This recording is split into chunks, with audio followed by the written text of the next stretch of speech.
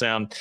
Hooked up my mic late this time. That's my bad. Anyway, thank you all for being here. We're going to talk a little college hoops. We're going to talk a little big picture NCAA stuff. I've got a quote to play you, a clip to play you from a Big 12 athletic director on whether or not unequal revenue sharing is going to be coming to the Big 12.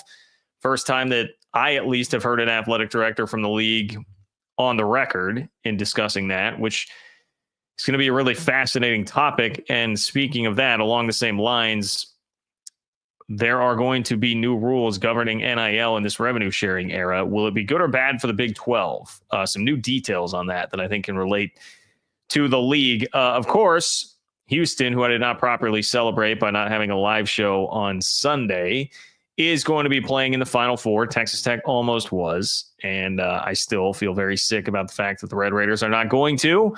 But we'll talk a little bit of Big 12 hoops as well. So thank you all for being here. You guys know exactly how sick I am for Texas Tech if you subscribe to the Open for Business Big 12 newsletter at ofbnews.com. Okay. Some housekeeping notes here. Please do like the video as you are joining tonight. I appreciate everybody who does, as well as liking the video. Make sure you're subscribed to the channel. All of that really helps. And ofbnews.com to sign up for the Big 12 newsletter. That really helps me as well. So if you want to help out the channel, those are very good ways to do so. Obviously, enjoy the chat tonight. Get after it in that live chat. But if you want to make sure that your question or comment makes it on the show, you can click the $ below the chat box. In order to do that, it will create a super chat, attaches a donation to your chat, and you will get in for sure. So that's an easy way to support the channel and make sure that your voice is heard. Of course, you can also do that on Venmo if you're not catching the show live, and I appreciate all of you who do that. That is just a way to stay in touch, even if you can't catch the show live, because I will kick off the next show with your question or comment. And that is where we're going to start with Bob. Now, before I get to Bob's comment here, I do have to give a trigger warning to our friends in Utah, and not Provo, Utah. This would be Salt Lake City, Utah. Utah fans, you know, the fans who were not happy about my video the other day saying that BYU, I think, has everything in place to be one of the top teams in the Big 12 for the next 5 to 10 years. You guys who accuse me of all sorts of favoritism there, you're not going to like this comment from Bob, okay? But I appreciate Bob. Thank you, Bob, for your support of the channel. Bob says, thanks for the constant flow of great shows and wonderful information. Very kind of you, Bob. Thank you very much. And thanks also for the many kind things you say about BYU. Consider yourself an honorary Cougar. Well, thank you, Bob. I will certainly take that if it means I get to visit the great state of Utah more often. I will certainly take that. The beautiful state of Utah, I should say. I was looking at, you know, I'm a big live music guy. I was looking at some concerts in Utah coming up. I might try and get out there this summer. We'll see. I'll let you guys know if I do. But thank you for that, Bob. Not going to help my credibility with the Utah fans, but I digress. You know, it is funny. I have also been called I took a bunch of crap for not hyping up Kalani Sitake enough, for just not putting him on the S tier when I put Kyle Whittingham on the S tier of Big 12 coaches. So, you know, you can never totally win. But yes, I do very much enjoy the people of Provo. So thank you, Bob. Happy to do it, and we'll continue to do so. All right, Houston is the school that is in the Final Four. BYU did not make it there. Utah obviously did not make it there. Sorry for throwing that was an unnecessary stray at you, Utah. I'm sorry. I will admit that one. But anyway, let's talk a little Houston here. And I'm going to get to, I know the title of the video was about the Power 4 rules changing and what's going to happen with NIL and how that affects the Big 12. I will get there, I promise. But I want to squeeze this in for Houston. I didn't give Houston enough respect on Sunday, didn't have the live show to celebrate their win. It was a totally dominant win over Tennessee. They had a historic defensive performance. Never has a 1 or 2 seed in the tournament scored that few points in the first half, the 15 that Tennessee put up. Never. Not in a Final Four game, not in any round of the tournament. Never, ever, ever, ever has that happened. So congratulations to Houston. Thank you to Houston for doing that. It's much, much appreciated. Getting a head-to-head win over the SEC when the Big 12 damn near had 2 of them in the Elite Eight to get to the Final Four. It would have been a great feather in the cap. But Houston did not leave it up to chance. I mean, Texas Tech got close, up 9 with 3 minutes to go, didn't finish the job. Houston finished the job in the first half. Okay, but the problem here now is, has the Big 12 put too much pressure on Houston with where they're at in the Final Four? That's the question I will ask. Has the Big 12 put too much pressure on the Cougs here facing off with Duke in the Final Four? Because Texas Tech did not get it done. All right. Had Texas Tech won that game, you'd be sitting here like, well, look, the Big 12 already has double the amount of Final Four participants of the SEC, the supposed best conference ever. The Big 12 already picked up wins in regional finals 2 times over SEC opponents, one of which was a blowout. You would have already done the majority of your work. And yes, obviously, national championships matter quite a bit, and you would want to continue venturing on to get the Natty. But you would have done a lot of your heavy lifting already. And you'd also have Texas Tech in the Final Four and playing it's not fair to call any of these games in the Final Four easy, but an easier game than playing Duke. You'd be like, all right, there's a legitimate chance here. Texas Tech could be playing for a national championship, even if Houston's not able to get past one of the best teams I think we've ever seen in Duke, led by Cooper Flagg. Instead, though, Texas Tech unfortunately left Houston out to dry. And now they are 1/4 of the most, I think, objectively the most difficult Final Four that we have ever seen.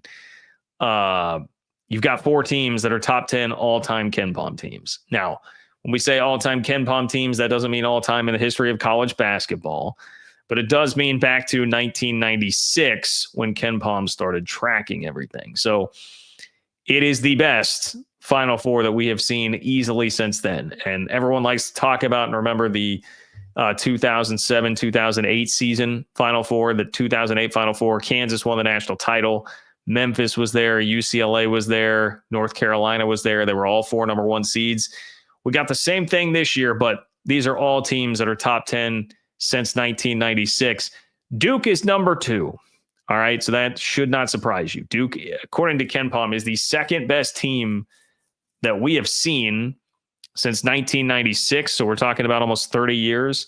The second best team in 30 years, essentially. Houston is second out of that group of 4, but they're number 6 overall on that list. Florida, number 8, Auburn, number 10. Okay, so this is a really tall task. You're going to have to win 2 games. Whoever comes out of this will have won 2 games against top 10 teams of the last 30 years, back to back. That's hard as hell. I mean, that is a monumental task that you're asking of somebody in the Final Four. Now, Houston's won 17 straight games. They did so in the Big 12. They've lost 1 game since November, since Feast Week, when we were all sitting around the Thanksgiving table. They've lost once since then. So that's a very impressive run. If there's a team that should be capable of it, I mean, you just saw there, Houston, number 6 in the last 30 years. They are a team that is capable of doing great, great things. But man, it's daunting to think about Cooper Flagg and Duke and trying to defend them. I mean, I was talking about BYU to open up the show. Let's zero in on the Cougars here, right? BYU, great team. One of Bart Torvik's top 5 teams in the country over the last couple of weeks of the season.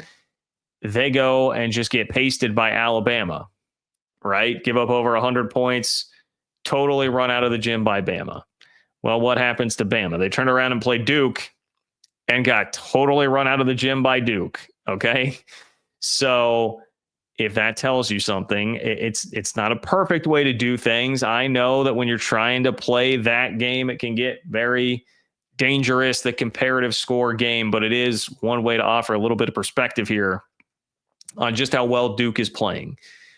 That they could do that to Alabama, who was capable of doing that to BYU just 2 days before, the way that the Cougars are playing. And, not like BYU played horribly. They almost hit 90 in the game, right? So it's not like it was a total dud of a performance from BYU. Man, that's what Duke's at. It's going to be tough. It's going to be tough. Now, the flip side of that coin is it also offers for a great opportunity. If the Big 12, which I already described, I said as much, I think, in the video. I definitely outlined it in the Open for Business Big 12 newsletter, ofbnews.com. I said, like, hey, the Big 12 was, very much has been a good, solid performance by the Big 12 in the NCAA tournament.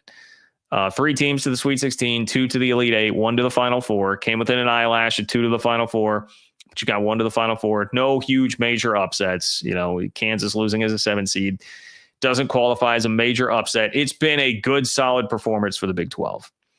But if you want to talk about elevating it to a great performance, you'd be talking about a national championship for Houston, particularly a national championship for Houston that's going through the second best team of the last 30 years in Duke, and this unstoppable freshman force in Cooper Flagg, that's turned into one of these ultra special one and done talents in the sport in an era when that's not really the game anymore. Everybody's all concerned with the portal and winning that way. It's not so much about the Fab Five or these freshman phenoms that are coming out anymore. So a bit of a throwback with that. And that, I think, in some ways draws even more attention to it than it would if it were just a typical transfer guy who's been around the block a while that's doing that. So look, if you combine the road that Houston has already traveled here, having to beat a top 10 Ken Pom team this year in Gonzaga in an 8-9 winner, right? Like their second round game, round of 32, they're playing a top 10 team in the country. They then had to go play a road game against a 4 seed in the Sweet 16 and then got the highest possible seed in the Elite 8 in a 2. It's been an unbelievably tough road to get here already. If you tack onto that, then they beat the second best team of the last 3 decades in Duke. I mean, that's a really unassailable resume that you would be putting together for Houston. Nobody can poke holes in that. Nobody can say anything about Houston, and it would be great for the Big 12 to be able to throw that up there. And if they were to win the national championship, I mean, natties make a big difference. How often have we heard the Big 12 just torched? And I'm not just talking about now in this new era of the Big 12. Even when Texas and Oklahoma were still in the conference, Big 12 just got torched all the time for not having won a national championship since the 2005 Texas Longhorns, the Rose Bowl. Vince Young. That was a major pain point for the league that nobody had gotten over the hump since then. Like, natties matter. And as much as we want to say the SEC has had a lot of help from ESPN, that the SEC built a lot of its reputation on the number of draft picks they had. They certainly have. But the number one thing is just that they kept winning the national title. Like, if you win the national championship every year, you do that over a large period of time, large swath, people all of a sudden are going to have to bow down to you as the best league that's out there. So natties do matter. And you can definitely make the argument that, like, almost, college basketball is more heavily skewed toward what happens in the postseason than anything. I mean, we're definitely getting there fast with college football, especially as the playoff expands.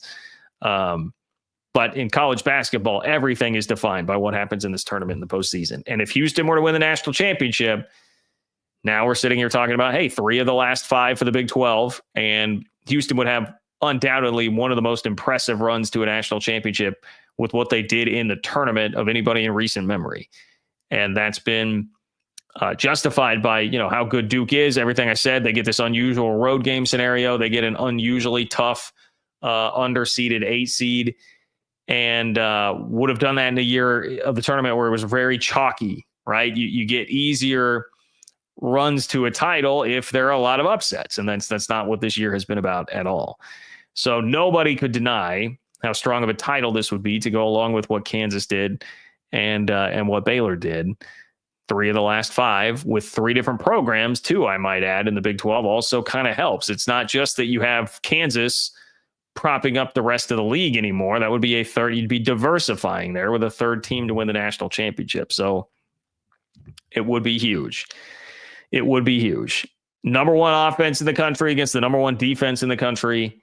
And I know that, there's the old saying, like, defense wins championships. And, in the tournament, I've made that point before. Like, hey, I mean, the defense is going to travel. Shots may not be falling.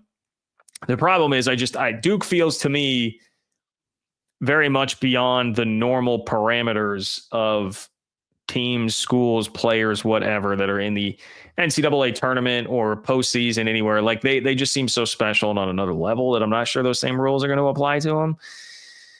But I'm not saying Houston's not capable of beating them. What I am saying is I think it's justified that Duke is sitting right now as like a 5.5 point favorite. How about that? I will say that Duke is justified in being a 5.5 point favorite. That seems about right. I think your hope would be that Houston can really kind of push them around and make them uncomfortable, and that they haven't felt enough of that this year, and that will really affect them. Some of that maybe you can take back to, in the ACC, there were some nights off for sure. That was not the level of competition that you're facing on a game in, game out basis. Duke has just bludgeoned everybody in the tournament, right? So it's not like they haven't been tested and haven't proven that they can handle some major tests, but maybe they haven't seen one quite as physical and in your face, in your shorts as what Houston is going to be. I do also worry, I got to admit, this is one of those like situations where I know you'd be playing for a national championship. Maybe it's a little bit ridiculous to say, but when the U.S. beat Russia, right, in the Miracle on Ice, like everybody thinks of that as the pinnacle, and that was great. But that was the semi. That was not the gold medal game. They then had to go beat Finland, I believe it was. Finland. Somebody fact check me on that. There would be a little bit of that here where it'd be like, man, you got through Duke, the big bad Duke Blue Devils, second best team in the last 30 years. Everyone's been talking about them all year. They look just completely unbeatable at this point. You'd still have to go play one more game against, oh, by the way, a top 10 team of the last 30 years. So, look, that'd be a great problem to have. That's a problem that the league would love to have. And I'll take Houston's chances against either Florida or Auburn. Anyway, best of luck, Houston. Best of luck, Cougs. Love you, Kelvin Sampson. Guy that I, long ago advocated for K-State to hire. I'm trying to remember who K-State hired at that point instead of him. Maybe would it have been the Bruce Weber hire? I don't know. Look, Kelvin Sampson, I think, is a great coach. Has been for a very long time. So congrats to the Cougs. Click the $ below the chat box if you want to be a part of the show. If you want to guarantee that your question or comment makes it on here, you can drop me a super chat that way. Otherwise, liking the video, totally free. Subscribing to the channel, totally free. And love and appreciate all of you guys for doing that. OFBnews.com to subscribe to the Big 12 newsletter, open for business. Appreciate all of you guys who do that. You can join 3,500 plus other Big 12 fans who do get it to their inbox twice a week, totally for free. And it's John-Kurtz-4 on Venmo if you would like to contribute that way. And I will kick off the next show with your question or comment. So even if you're not here live, you can still be a big part of the show community. This, more the big ticket item, what I teased coming into tonight, it's all about. Well, I'm going to crack open this bubbly here, okay? Not a sponsor, could be. Love the bubblies.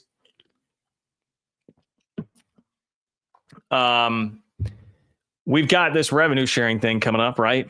Everybody knows that. It's going to change the way money is doled out. It will come directly from the schools.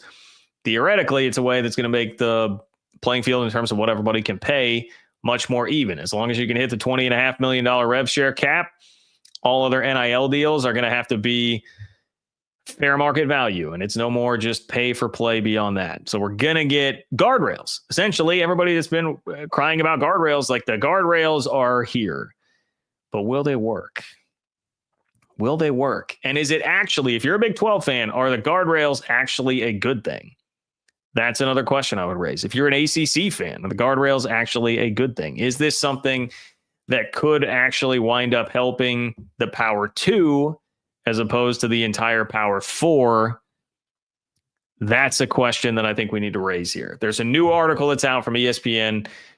Pete Thamel and Dan Wolken teamed up to write this. Some of it is pretty funny because it talks, they interviewed Nevin Shapiro, who was the booster from Miami, if you can remember him, who got tied up in a Ponzi scheme. And then because of that, it came unraveled that he estimated he had spent like $3 million, basically just paying for meals and boats and cars and all sorts of things for Miami football players. Very stereotypical Miami things. They talked to him about it. He was like, I don't see how there's any way that they can enforce this. And lots of coaches expressed some skepticism about this being enforceable as well. So here's what we have. I want to read you some of this article and then react to this and what it means for the Big 12, because I do think it's a legitimate question. Rick Pitino says, I think it's a flawed system before it gets started. Totally flawed. So Rick Pitino's totally out. Bill Self says, I think enforcement will be very hard. Although Self would later go on to say he thinks it's a good idea in theory, but the key there is theory. Matt Painter said we have zero trust. That's Purdue head basketball coach Matt Painter. We have zero trust.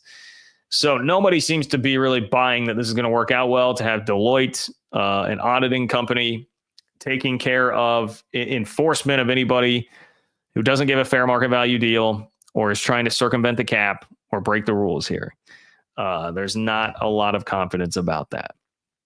If you want a brief refresher here, okay, anything beyond the $20.5 million there, which this is where men's basketball actually becomes really caught in a tough spot, because football, you're going to have to devote, most schools are going to have to devote about 75% of that $20.5 million to football to be competitive at the top of the sport.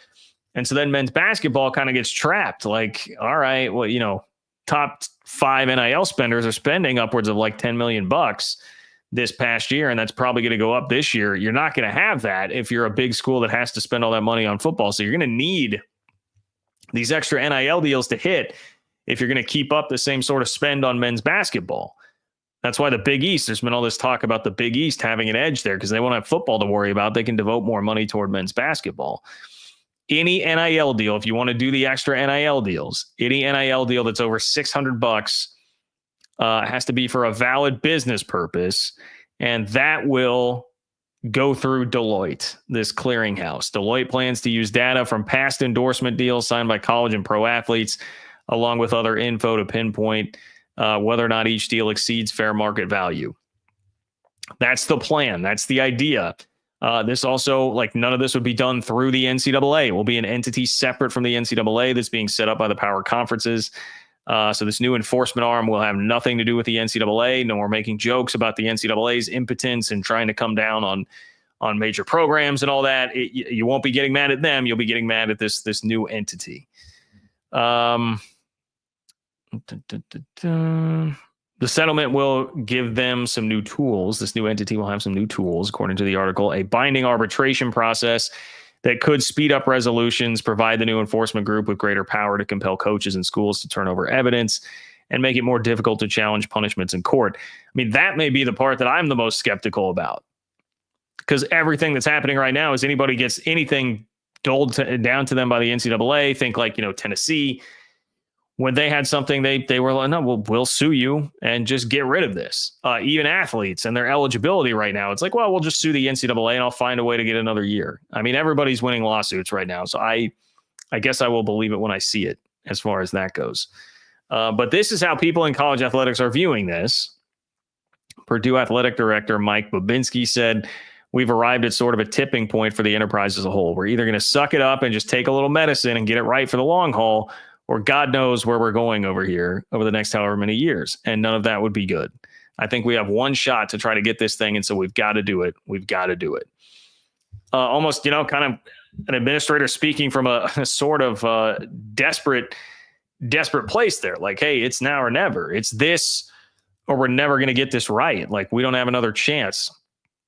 I don't know. It feels to me that if you're going to create like a super league or like something new happens in the 2030s, I feel like you could probably tweak rules and strut governance and all that at that point, and you might have another shot. But I can understand the sense of urgency here where they're saying, like, who knows what it would look like by the time you get there. If you have 5 more years of an escalating market where, last year the big story in college basketball was that Coleman Hawkins was getting $2 million. Now we're hearing people talk about in this article, Kelvin Sampson, it was mentioned that Kelvin Sampson had inquired about somebody and found out it would be $2.5 million. Like, those numbers are going to keep going up. And, what happens if you produce another 5 years of that? What's the market going to look like? I understand. I do understand how people start to think like that. But part of the problem is, man, here. So they say the architects of this new system believe coaches and admins are so fed up with the past few years of lawlessness that they will accept the enforcement group's authority rather than run to the nearest attorney general's office to challenge any investigative action. So they think that idealistically, everybody will be like Purdue's athletic director and be like, look, this is our only shot. So even if we get news that we don't like, they say our NIL deal for our star isn't fair market value. They're trying to punish us. They're saying somebody's ineligible, whatever. We'll just shut up and take the medicine for the greater good of the sport. I don't know, man. To me, that's just such a naive view. That is such a naive view of how everything in college athletics works, man. It's just greed to the nth degree. It's what you're seeing all over the country. It's what you see in our sports. It's certainly what you see in college sports right now. I cannot see a school just like an SEC school. If that happens to Georgia, if that happens to Texas, you think Texas is just going to be like, oh, well, yeah, for the greater good of the sport, we'll just sit back and not try to sue somebody. I don't, you know how many law degrees there are of people with 7 and 8 figures worth of money at Texas that are going to come in and try to just sue the pants off of the whatever this enforcement arm is going to be called, this nameless enforcement entity. It will happen. It will definitely happen. I can guarantee you that. Now, the most interesting angle on this, I think, if you're a Big 12 or an ACC fan right now, which obviously many of you are here on this channel, like how does this, like, what does this mean for the Big 12? Because I think, everybody, most people, your average fan is going to kind of applaud this and be like, yeah, we've got to get guardrails up. We've got to get this under control. This is crazy. And I do agree with the Purdue athletic director there in general, like, yeah, this would be for the greater good of the sport if that can be figured out and there's some way to actually make some of this stick and there's a way to actually do this. Get the guardrails up in place, signing contracts where you're not literally a free agent every single year. I mean, even like look at professional sports. That's not how it works. You sign a contract. Now, a lot of this, again, is like if they would just admit that they're employees and go that route, this would all be a lot easier. I get it. But if there's some way to start implementing actually some of that and give it some teeth and have it stick, that would, I think, be in the best interest of everybody generally. But in the short term, let's think about how that affects the Big 12. I put Cody Campbell of Texas Tech on the slide for this video, the thumbnail. Cody Campbell's a multi-billionaire, and he could bankroll about whatever he wants at Texas Tech and has. And that's why they're sitting here with arguably the best portal class in the country in football. Competing right with all the SEC schools, Oregon, Ole Miss, LSU, SEC Big Ten schools up at the top there. They're right there. You can certainly argue they got the best portal class in the country. Is it going to be a good thing for Texas Tech then if it comes back to like, hey, no, you can't just dip into the donors' pockets like that anymore. You're going to have to rev share, and then everything else will have to be fair market value NIL deal. What does that mean in Lubbock, Texas? What does that mean if you're going to do something for one of Cody Campbell's companies or whatever it might be? Like what is fair market value for that? How is that determined? It's going to cut down a lot of your advantage right now in this, freewheeling environment where you can just spend money as recklessly as you want if you got the guy like a Cody Campbell with that sort of backing to throw the cash around. So that could actually be a bad thing there. You could certainly argue that would be a bad thing. That this environment has allowed some schools to massively overpay and buy better rosters because of it. Doesn't always work when we talk about overpaying. I think it's very clear that happened a lot with K-State's roster, and it's not even Coleman. Coleman Hawkins is the least of the problems on that. I mean, if people knew what some of the rest of the roster was making, you can overpay and land more talented players theoretically because of that. Jerome Tang came on our podcast, 3 and said before the season, like, hey, we're in an environment where you give me the money, we can put together a national championship roster. That was his pitch. Like, get us the money now. We'll go buy the roster before they put the guardrails up and stop us from being able to do that. So I think that's already like a feeling, even within some that are not the traditional powers. Because if it goes back to, hey, everything's kind of normal, everyone's pretty equal in the amount of money that they can pay. One, and I have seen you guys in the comments there, yes, that brings up cheating as a big time possibility, and you're going to see a lot more of that. And, Gene Taylor expressed that. I played you guys that clip the other day.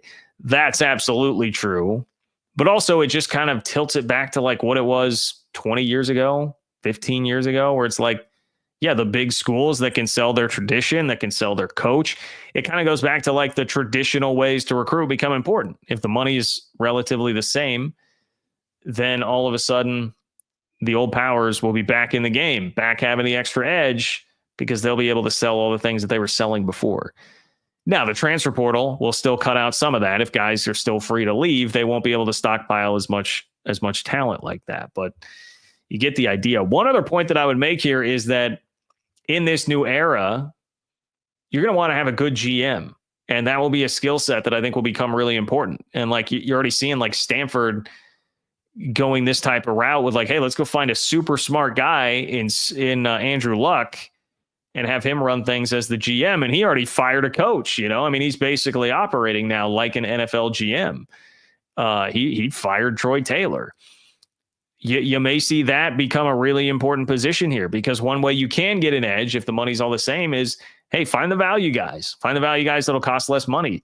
I'm a Chiefs fan. Like, I hear these conversations constantly on Kansas City sports radio. Like, how do you get down and dirty in the draft? Find the cheap talent to put around Patrick Mahomes, because that contract is getting so big now. And like, that's the way you've got to win. Well, that's the way you will win in college football. Then if the money's about equal, find your bargains every year, place those around the expensive guys, figure out a way to fit in more expensive high roller type of guys if you can get better cheap talent to surround them. Like, you know, the GM becomes a much more important role. You just think about the structure of actual professional sports. I see Brian. I want to make this point. Have a GM that has good contacts with agents. Yes, I mean, have a GM that has friends in the industry that can be real about what other people are being offered other places. Like, that's something I continue to hear more and more about, that I think may have happened in an adverse way to a lot of people. Maybe some that aren't that hard to figure out here and what I'm talking about, but that you can kind of get duped. Like, if you're only talking to agents, they'll tell you, oh yeah, you know, my guy's got XYZ offer on the table. You know, my guy's getting offered $1 million by multiple schools. You better come in higher than that. And then, you know, you come in at 1.3 or something, when in reality, the highest offer that was out there was 500,000. Well, then you just massively overpaid. So yeah, having a GM that has the contacts to be able to avoid that type of thing, you know, can become very important. If you have a now limited pool of money and everybody's got the same sort of pool of money, how do you manage your money? These will all be tentacles to this and ways this can all change. And I think that's what we have to see how it all plays out. Because then another part of it too will be, will there be more legal challenges? Will all of this like actually hold up? We don't really know. So it's hard to definitively say this will be good, this will be bad for the Big 12. It's hard to really know, because we'll have to just let it all go and unwind and see what challenges there are, how the dust settles, and then take it from there. But there is a way that I think in the short term, this is definitely bad for some Big 12 schools, particularly like a Texas Tech. And honestly, maybe even if you wanted to expand that out to BYU, another place that I think has a lot of money and ready to spend it right now. And, you know, if there are no guardrails, they can do a lot of damage with that. See, like AJ DeBonsta coming in next year, right? I mean, you can take advantage of that, take full advantage of that. You may not be able to as much, or you'll have to either cheat, which I certainly don't see BYU doing, or you'll just have to get more savvy with the way you're doing this, hire a great GM, find some way to get the best NIL deals out there, you know, because everybody will be working that angle too. You know, I mean, that'll be the funny thing, to see everybody trying to work the angle of like, okay, how do we circumvent this system as well as we can with these fair market value NIL deals? Anyway, a lot to shake out there. Please like the video. Please subscribe to the channel. Appreciate all of you who do that. It's totally free. If you are so inclined to contribute to the channel, you can click the $ below the chat box to create a super chat. We'll ensure that your question or comment makes it on the show tonight. Also just supports the work I'm doing. I immensely appreciate all of you guys. John-Kurtz-4 on Venmo if you want to contribute that way. If you're not watching live and you leave me a question or comment there, I will kick off the next show with it so you can stay involved.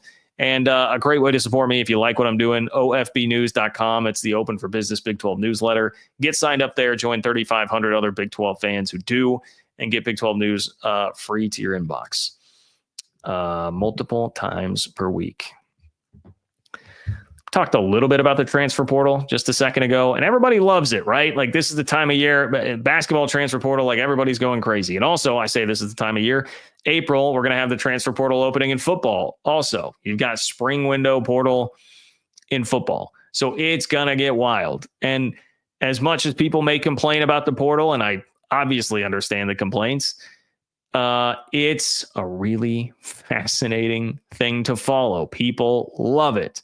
People love it. We can talk about long-term damage done to the sport by guys not sticking in one place. But for hardcore college football fans, like this is a unbelievable time to be paying attention, and it's fascinating to see all the movement and the rumors. Following Trilly's Discord if you're really into that. It's insane.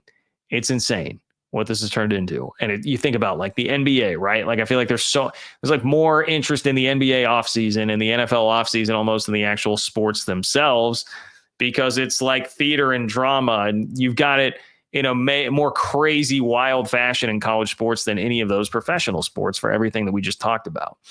Okay. It gives more hope to everybody. You had a bad season, turn the page to the portal, dude. There's no telling what you can do. You get yourself a pile of money, you get yourself a Cody Campbell-like booster, band fired up. Let's see what can happen here. But is the portal taking away more from the Big 12 right now than it's giving? That's the question I want to raise, because you might have a real problem here. Depending on how much you've been paying attention to what's happened in the portal. So I'm zeroing in on basketball here, okay? This is more of a hoops conversation, but Houston right now is setting the standard in Big 12 basketball. They certainly have for the last 2 years. They're the only Final Four participant for the Big 12 in the last 2 years. They, I would argue, probably were headed to a Final Four last year, if not for the Jamal Shead injury. So that would have been back-to-back Final Fours. Houston is setting the standard, but for the previous 25 years before that, Kansas was definitely setting the standard, bar none, in the league, and they are still the biggest brand by far in the league when it comes to hoops. But the Jayhawks, man, they have not. They're falling on hard times. Okay, Kansas has not been to a second weekend since 2022. They have not come close to winning the league the last 2 years. They were a 7 seed this year. They lost to John Calipari in the year of our Lord 2025 in the NCAA tournament. 10 seeded Arkansas that at one time was, I think, 4-9 in the SEC. Point being, their fans, somewhat justifiably, have been melting down a bit about what this season is. But hey, look, you got a Hall of Fame coach, you got plenty of resources, you got money, you got motivated donors. It should be fine, right? It should be fine in the offseason. Go hit the portal. Nobody should be more excited about the portal than Kansas fans, right? I don't know if that's true now either. Kansas has lost 5 players to the portal, 4 of which I think you can certainly live with. It sounded like, Kansas fans, maybe you would correct me, it sounded like David Coit was probably somebody that you wanted to keep around. Zach Clements and Rylan Griffin, maybe it didn't matter as much. But you definitely wanted to keep Flory Badunga around, who became the 5th to enter the portal from the Kansas roster. And really felt like the whole idea was, hey, Darren Peterson's coming in, who is another guy like AJ DeBonsta that's going to be much, much hyped. Big time high school prospects. So you pair him with Flory Badunga, who showed that guy just oozes potential last year. And bam, there's your 2 studs. You can kind of build around that. Well, now Flory Badunga is in the portal. And now you start looking at all these other guys like, man, this feels kind of like a mass exodus from Kansas. This feels like you're going to be building an entirely new roster next year, which is dicey. If you go look at the numbers, the returning production numbers for the 4 teams in the Final Four, everybody but Duke, who again has the transcendent freshman, everybody else has 75% and above returning production from the year before.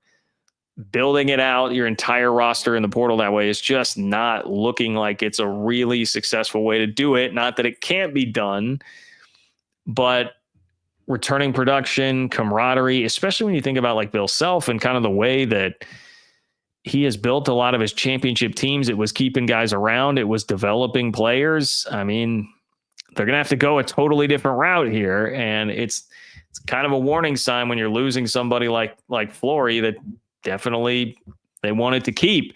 So look, Kansas is going to get dudes. They're going to find guys in the portal. I have no doubt that they're going to find talent in the portal.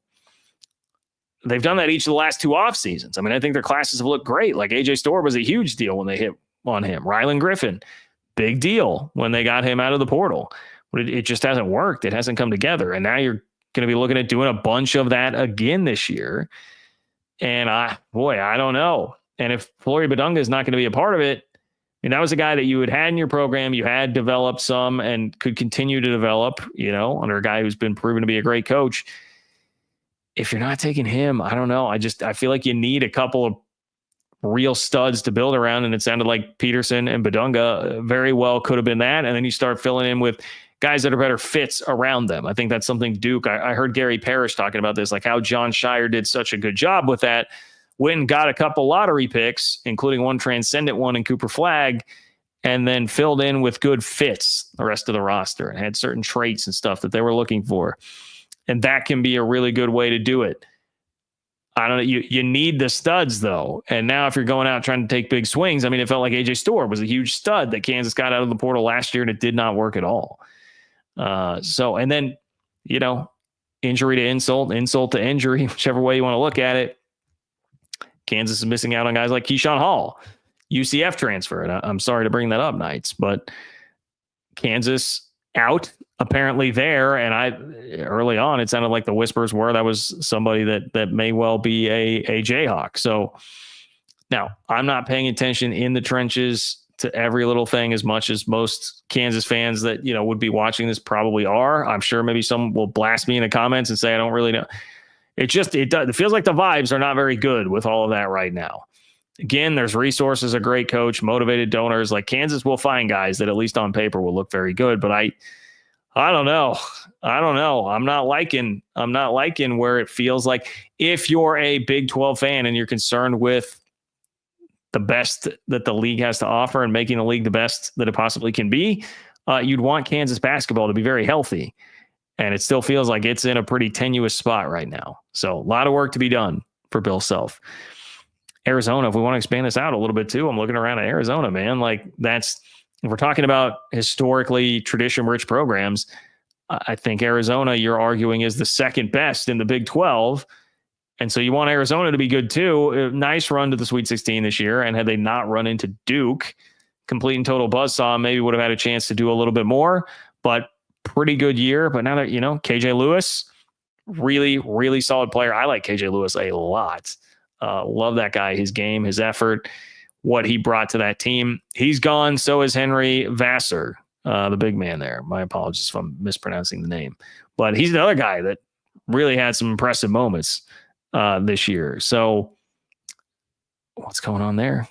Tommy Lloyd's roster taking some hits that you maybe wouldn't have expected. I'm just saying, this has my attention, man. Plenty of time to go in the portal, but Big 12 basketball,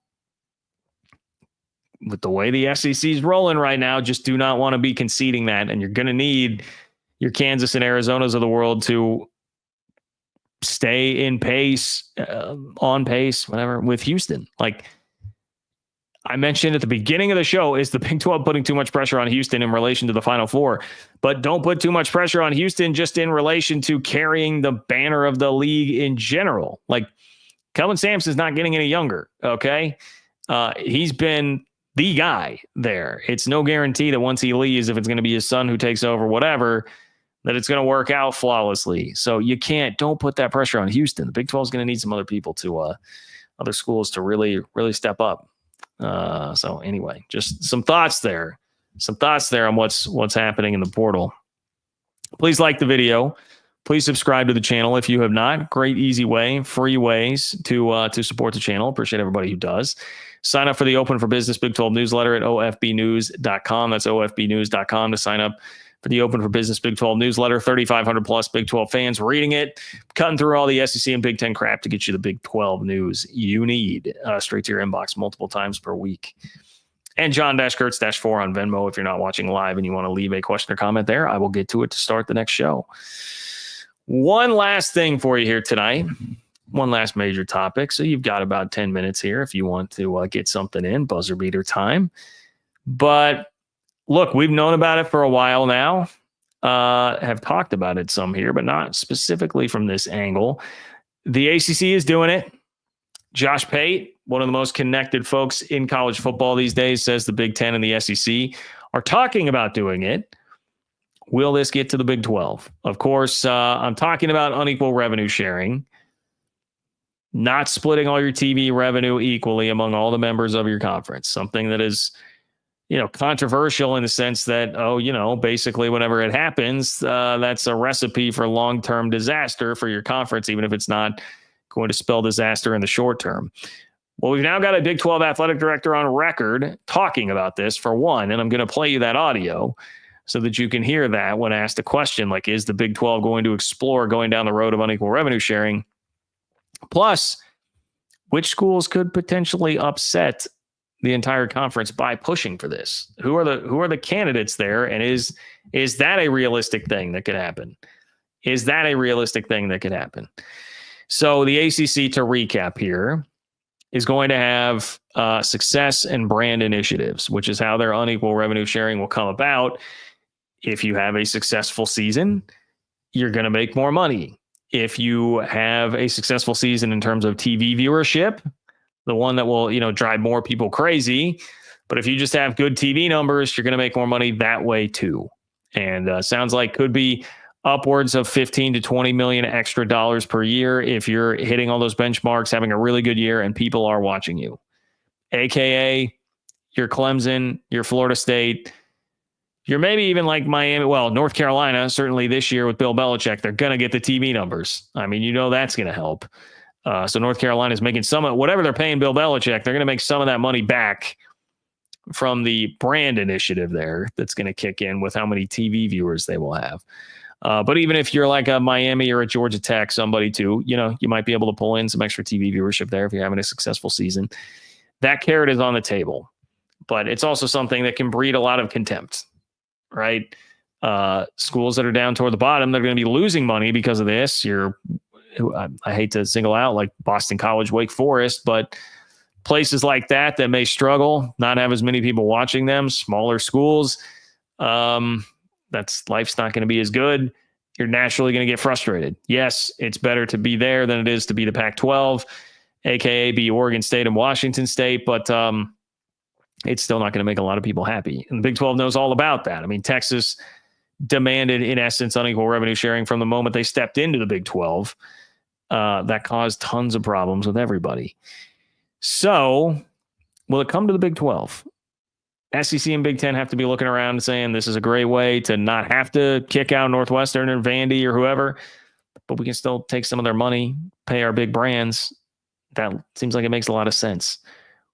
But if you look at the Big 12 on paper, it doesn't seem like it makes a lot of sense, right?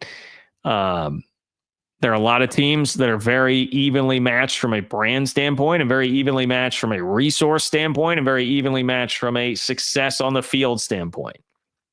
And like I was asked, for instance, this week by somebody during a radio hit, the question was in regard to BYU specifically, but like, hey, do I think that they can live up to this 10 plus win ceiling again this year? And I said, well, I think they will win 8+ games beyond that. It feels kind of foolish to say for anybody that you feel really great about that happening, especially anybody that's picked up toward the top of the league, because you could pretty much just flip and do the inverse of the league standings from the projection in the preseason poll to what actually played out on the field last year. Like, that should teach us a lesson about that. Like, this league is just going to be wild every single year, because when you have teams that are just that close, think about all the little tiny margins that can make the difference, man. I mean, an injury here or there, a team with more transfers just not clicking until halfway through the season, a coordinator change, trying to find your footing with that early in the year. All that can be what truly makes the difference when this many teams are this evenly matched. So it doesn't seem like it'd be the greatest environment to say, yeah, we'll do unequal revenue sharing, because everyone would be like, well, I mean, what's the point of that? Nobody's going to really latch onto that. The only dominant brand that you have, if you're going based on TV numbers so far, is Colorado definitely crushed everybody in the TV numbers last year. But I mean, that's tied to one coach. Nothing against Colorado. And I'm very glad, by the way, that Coach Prime signed the contract extension that he did, and Colorado's doing whatever they can to keep him around, because it's objectively good for the league. You don't have to like it, but it's objectively good for the league to have those extra eyeballs on the league. That'd be the one team that probably could claim some brand superiority right now, but they don't know how long that's going to last. I don't know how you could feel like that's totally permanent. I mean, Deion was already publicly flirting with the Cowboys this offseason. So it doesn't seem to make a lot of sense for the Big 12, but I had a chance to interview Gene Taylor, K-State's athletic director, recently. And I jumped the gun a little bit there. Let me share my screen for you.